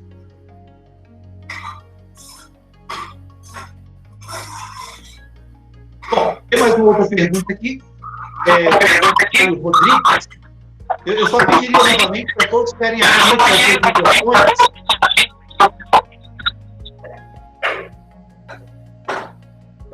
Todos ficarem atentos ao seu microfone para evitar ruído. Se puderem deixá-los desligados, seria importante para não haver ruído e atrapalhar essa nossa comunicação. Então, o Caio Rodrigues nos pergunta, vocês diriam que é saudável justificar para uma criança que ela deve aprender matemática porque é útil? Ou seria melhor justificar que a aprendizagem da matemática deve acontecer por ela ser parte da cultura humana? Uma pergunta muito interessante, Caio, essa que você nos traz, e eu gosto muito de responder perguntas semelhantes a essa que você nos trouxe a partir de um texto do Biratan D'Ambrosio, no qual ele elenca 5 razões sobre o porquê ensinar matemática. Primeiro, ele diz que a matemática é útil. Existe uma dimensão da nossa vida prática que ela só se efetiva por meio do conhecimento matemático. Pode ser, às vezes eu brinco, a matemática da padaria. É para compra, para pagamento e recebimento de troco. Você precisa de um domínio de uma matemática que não é complexa, é uma matemática que está nesse âmbito do dia a dia, mas você precisa de uma outra matemática para representar os espaços, estimar tempo, distâncias, uma série de outros conhecimentos que estão envolvidos e habilidades envolvidas nesse campo, que está no âmbito muito do valor utilitário da matemática. O D'Ambrosio também fala de uma outra dimensão que ele chama de caráter formativo, né?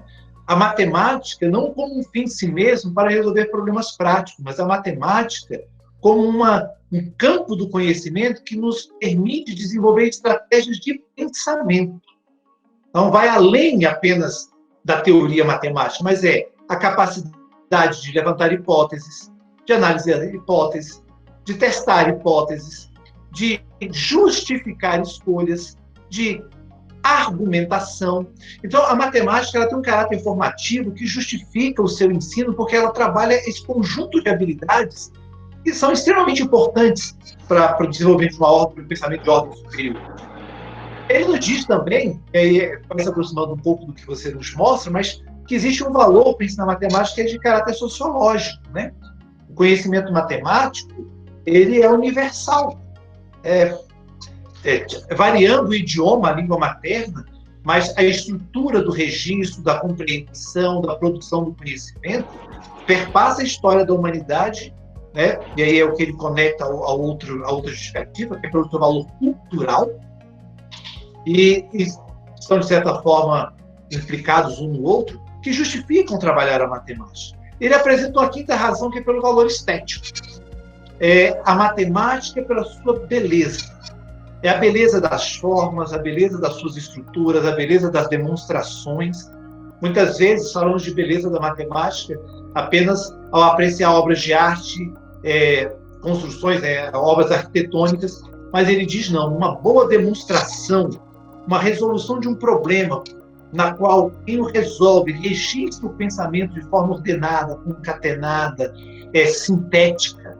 Isso tem um valor estético inerente à própria matemática muito rico. Então, acho que nós temos que pensar na matemática com essas dimensões: utilitária, que é desde resolver os problemas do dia a dia, mas como o avanço da ciência e tecnologia, o seu caráter formativo, por conta de tudo aquilo que envolve estruturas de pensamento, o aspecto sociológico e cultural, que faz parte da história da humanidade, e por esse aspecto estético da matemática.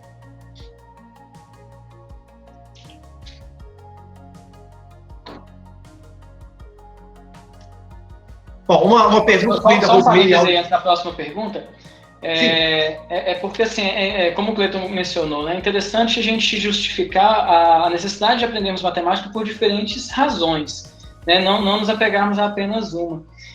Mas um fato curioso que eu li na semana passada e que reforça essa argumentação é justamente no sentido do ano passado para cá, muitos têm falado quase como um lema, né, matemática está em tudo.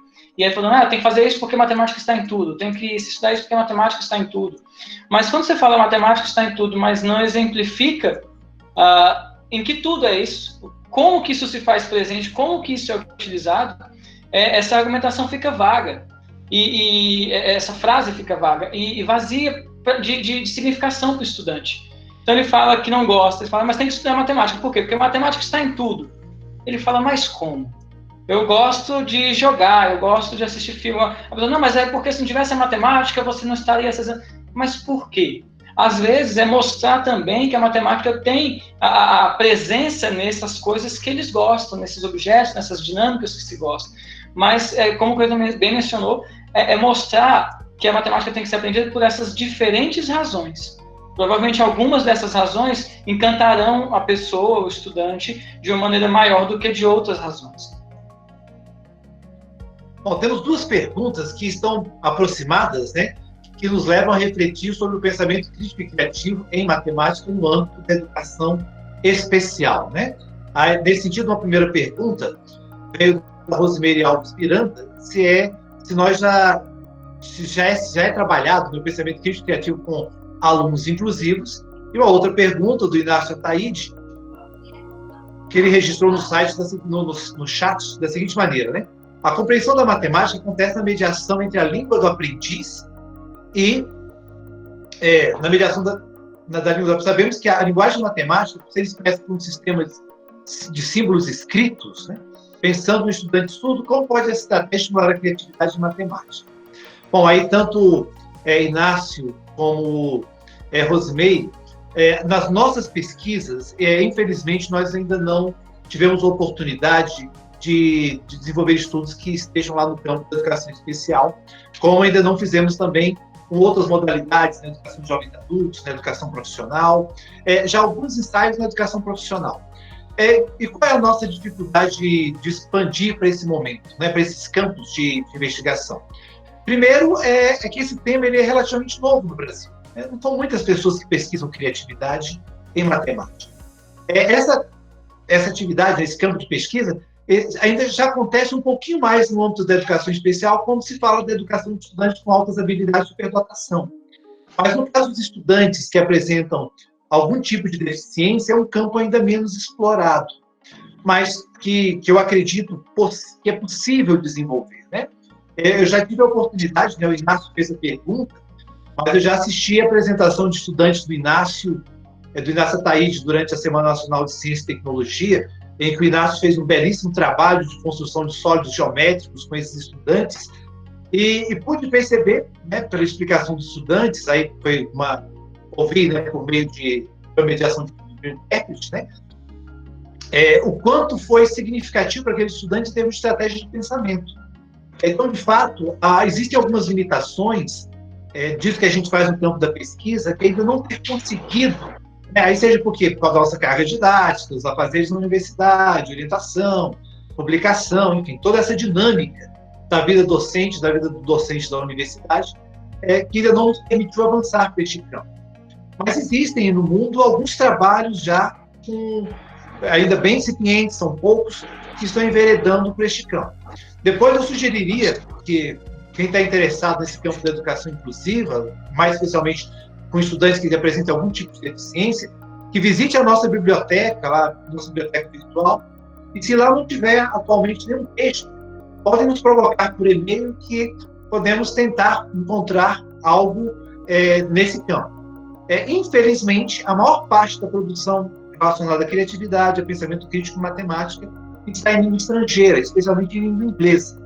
Esse também é um dos outros elementos que dificulta a divulgação e a difusão de práticas, né, para estimular o pensamento crítico e criativo no Brasil, que ainda é a falta de material disponível em língua portuguesa.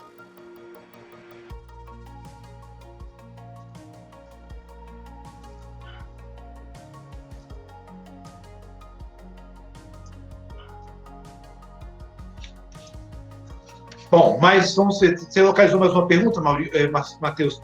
O Mauro Oliveira Alencar, ele nos pergunta, né? Perguntei especialmente ao Matheus, como avaliar todo esse processo, por exemplo, na escola, ou como quantificar esse processo, né?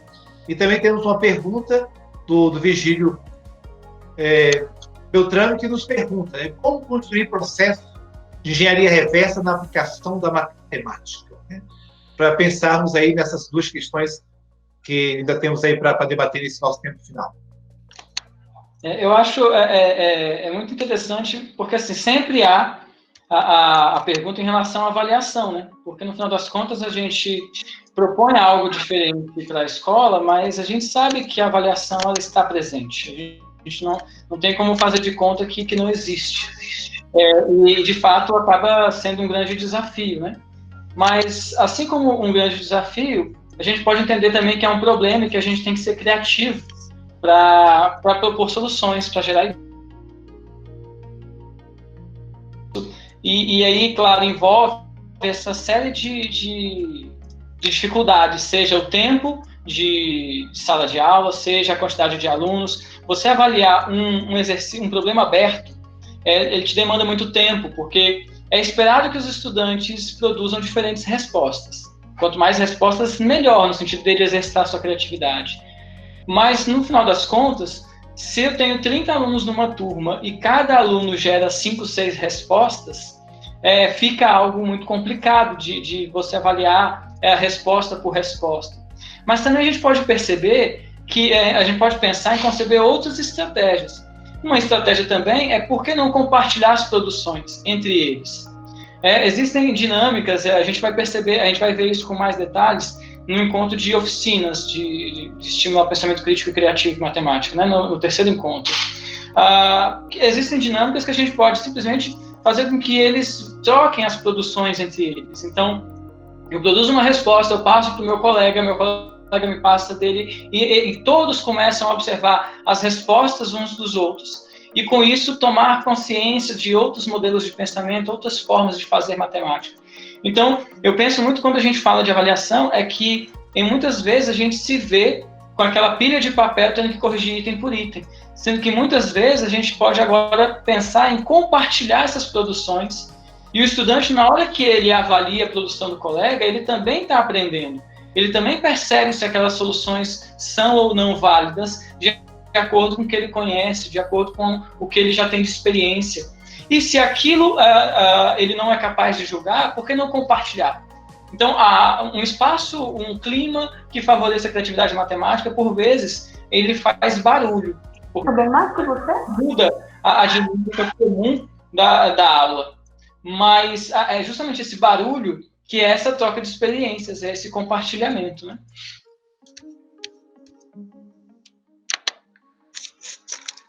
Bom, então, das outras duas, a pergunta do Vigílio Beltrame sobre a questão da engenharia reversa na matemática, e também uma outra pessoa fez uma pergunta interessante, que aí agora eu, no meio das perguntas, eu acho que perdi o nome da pessoa e peço desculpa, que foi relacionar a robótica e pensamento crítico e criativo em matemática, né? Eu acredito que essas duas perguntas podem nos permitir uma discussão conjunta, porque a ideia da robótica, né, do trabalho com, não só robótica, mas a ideia do pensamento computacional, hoje muito discutido no campo da matemática, nos permite lidar com a ideia de um objeto pensando na sua concepção desde o início ou reconsiderá-lo a partir de uma situação final. Então, como é que eu desconstruo para reconstruir? Nesse caso, também é possível trabalhar no âmbito da matemática. Nós não precisamos apresentar conceitos primeiro, para depois o estudante poder juntar todos eles e analisar um objeto. Nós podemos partir de um objeto e fazer uma desconstrução conceitual desse objeto, juntamente com os estudantes. Uma das oficinas com as quais nós trabalhamos, que eu gosto muito, é exatamente uma oficina que a gente chama de definição e conceituação em matemática, e a gente trabalha essa ideia de, a partir de uma imagem inicial, desconstruir essa imagem inicial para discutir o que é necessário e suficiente para que um determinado conceito matemático exista. É uma oficina que a gente chama que é a oficina do Trianquad, e que permite isso, né, para o estudante. Então, de um certo sentido, uma ideia de engenharia reversa, porque nós pegamos algo que é conhecido como figuras geométricas, cujos nomes são de domínio, propriedades de cada uma desses descendentes geométricos são conhecidos, desconstruímos para construir uma nova figura, até então não conhecida pelos estudantes. Evidentemente, essa figura só existe dentro de um conceito que vai ser ali compartilhado, né?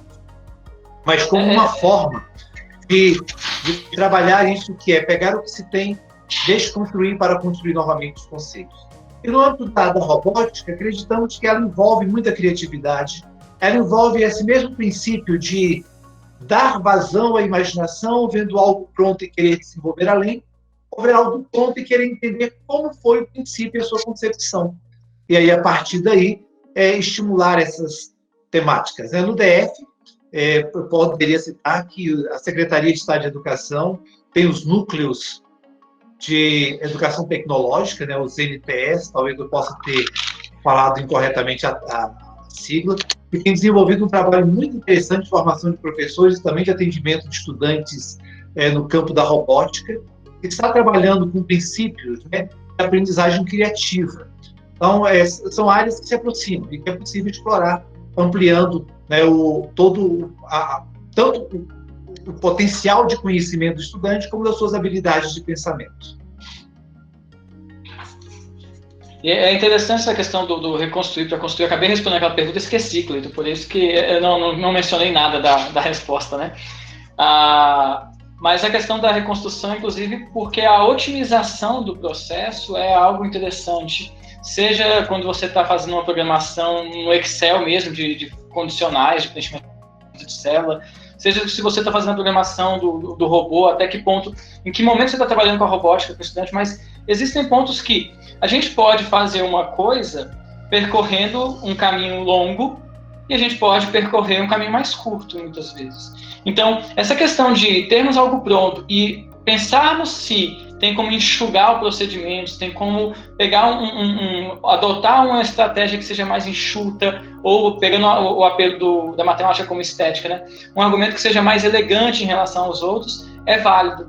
Tanto, então, para matemática em sala de aula, quando você está trabalhando com esse pensamento computacional, esse algoritmo na programação de células no Excel, ou mesmo quando você está trabalhando, então, com a robótica.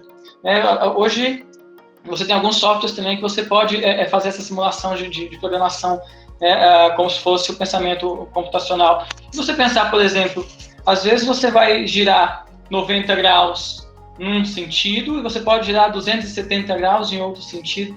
E o fato de você pensar qual seria a melhor solução e tal, também já é o pensamento crítico, do porquê você está adotando um caminho ou outro. Então, se está pronto, é pensar como isso foi feito e se há como otimizar.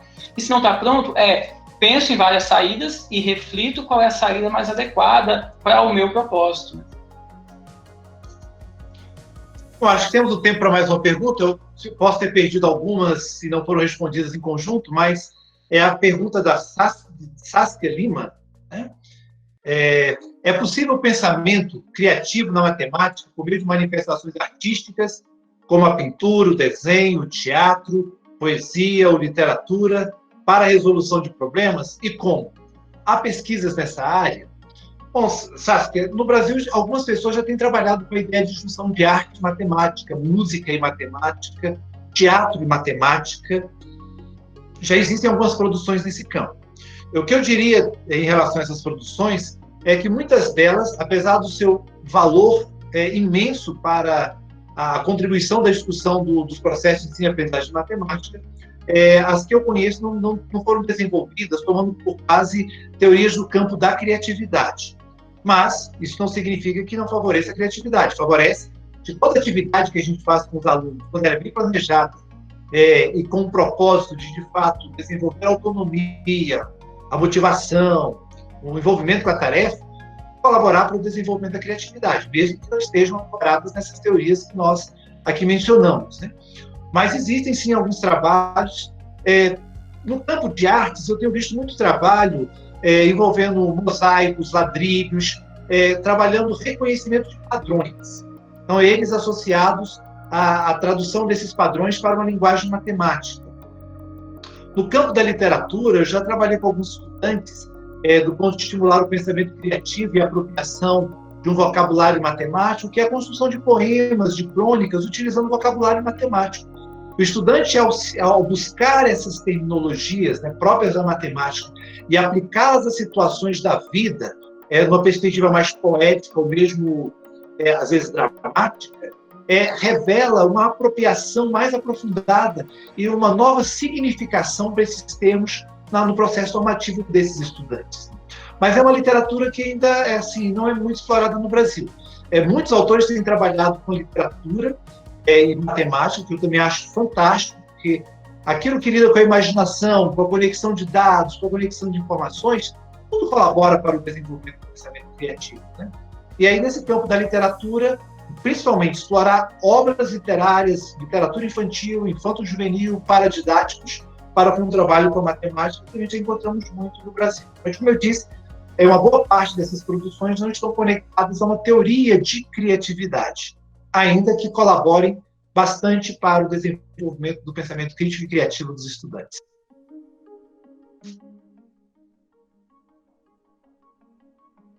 Mateus, seu áudio acho que está desligado.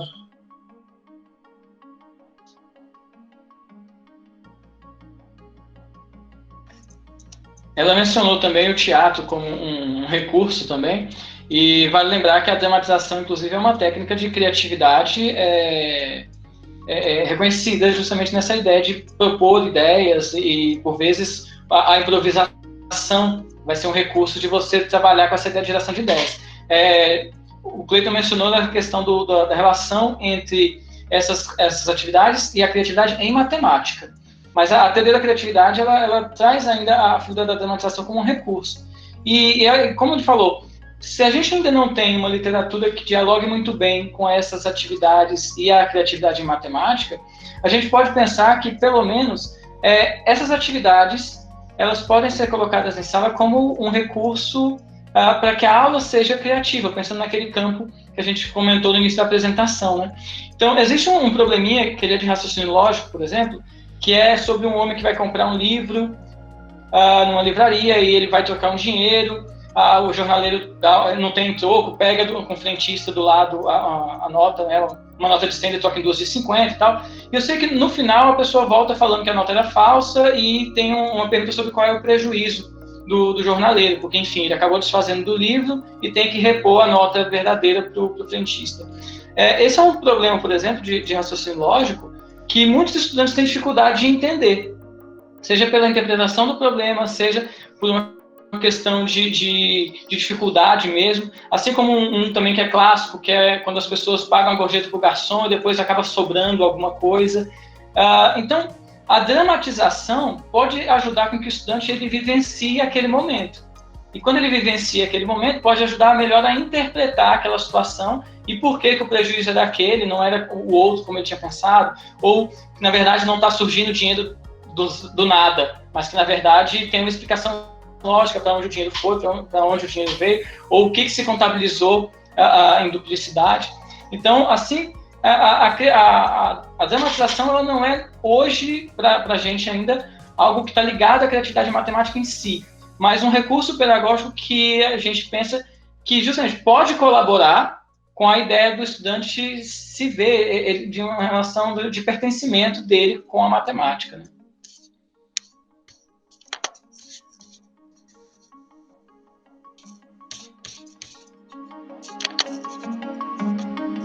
Mais alguma pergunta?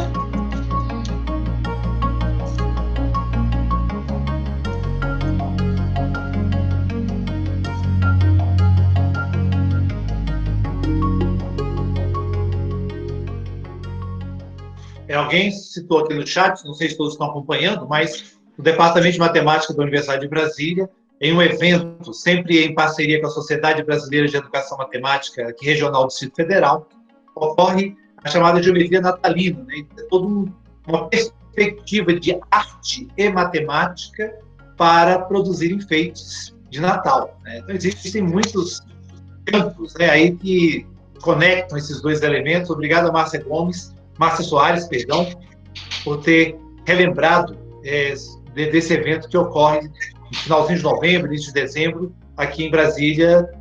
Já é uma tradição com essa perspectiva de conectar geometria, arte e criatividade. Bom, parece que não há mais perguntas, né? De toda forma, assim, agradecemos imensamente a participação de todos.